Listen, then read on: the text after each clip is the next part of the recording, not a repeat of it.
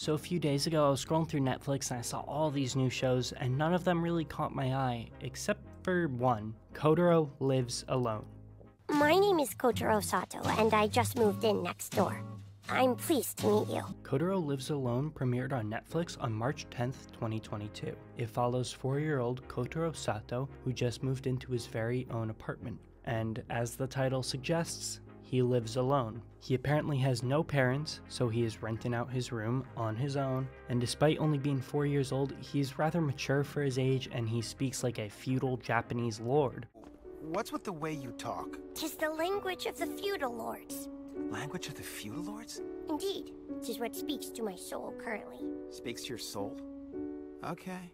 He does this because he's inspired by his favorite TV show, Konosuba. This is a series that I feel like I have seen almost no one talk about, and I think this is due to the fact that upon first glance, it looks like a rather childish anime meant for kids. Which, I mean, I don't blame people for thinking that because the art style would lead you to believe that that's the case. But really, it's an extremely heartfelt, funny, and charming seinen series, and while it may seem like a rather cute and fun show, this is actually the saddest anime I have literally ever watched in my entire life. But more on that later. The first episode opens up with Kotaro looking out at his new apartment before heading off to the store to buy some tissues to use as gifts for his neighbors. This is where we meet the first of his neighbors, Shin Karino. He's a manga artist and a little bit of a bum, and in some ways though, he is the central character. The story, a lot of times, is told from his perspective. This series is a comedy. While Kotaro is great, he isn't even the funniest character in the series. It's his neighbors and all the other supporting characters who really just make it better. We already talked about Karino, who is a good role model for Kotaro, walks him to school and to the bathhouse every day, and they do everything together.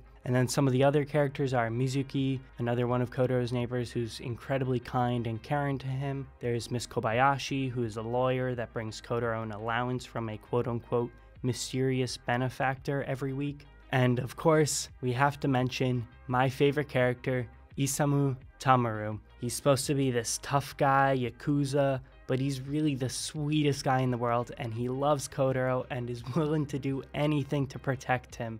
We spent the day shopping. Kotaro! I let my guard down. Unhand me. Alright, so this show is sad, like really sad. Most of the characters have some kind of sad backstory or some other stuff going on in their life. First, there's obviously Kotaro. For a while, we have no clue exactly why he lives alone, what his whole deal is. But as the series goes on, we learn more about the fact that Kotaro comes from an abusive household with an abusive father who is trying to look for Kotaro, and that Kotaro was later put into a group home before running away and living on his own. Kotaro blames himself for his father's abuse and thinks that if he is strong enough, him, his father, and his mother can all come back together as a happy family. The only catch is Miss Kobayashi, the lawyer I mentioned previously. She's the one bringing Kotaro money from the mysterious benefactor. That mysterious benefactor is money from Kotaro's mother's life insurance. And Kotaro has no idea. At least as far as we know. He seems to be suspicious though. There are also characters like Mizuki, who has an abusive boyfriend, and she eventually does end up leaving the series halfway through because Kotaro insists that she has to because her boyfriend found where she lived, and Kotaro believes that leaving is the only choice, just like he did when he was put in the same situation. And then we have Isamu Tamaru. He's divorced and he doesn't get to see his son so often, but he loves his son so much, which is why he's so attached to Kotaro and showing Kotaro love, because he wants to be to Kotaro what he should have been for his son. It's truly a heartbreaking anime, and every single episode nearly brought me to tears. Also, Kotaro eats tissues. He buys expensive tissues and eats them because they taste sweet. What the hell? Tissues can taste pretty sweet when you're hungry.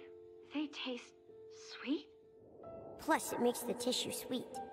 The art style and the animation are also really good. I really enjoy the bright colors, and every character has like a different shaped eye. Like you have Kotaro's whatever's going on there, and then one kid looks like Luffy, one kid kind of looks like Mirio. The girl characters will have like that really anime girly eyes. The animation is fine too, you know, it's a slice of life series pretty much, so don't expect any big Sakuga, huge fights. It's perfectly acceptable for what it is doing and what it's trying to do. Now, I'm going to do something a little bit different here before I end this video. See, usually I watch everything by myself, but this time I actually watched it with my good friend Moss. I asked them if they wanted to have a little part in the video to talk about the series, whatever they wanted to talk about, because I thought it would be fun. And it only took a little bit of blackmail and some vague threats, but they said yes. Here's what they had to say.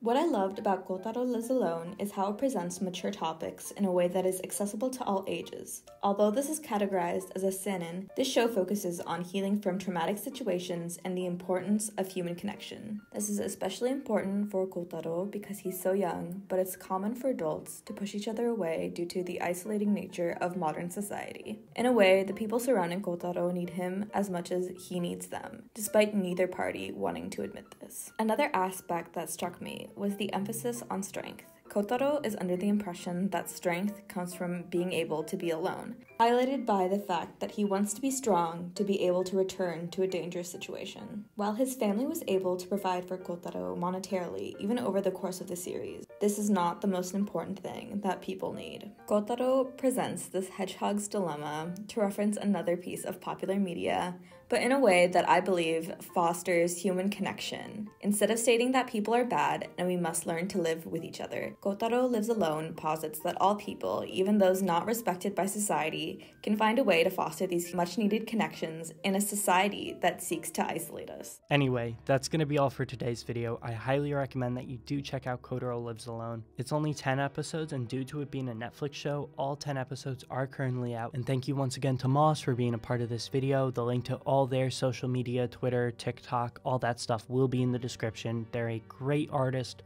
Go support them, show them some love. Thank you so much for watching. If you liked the video, please leave a like, comment, share. I will see you guys in 2 weeks. Bye-bye.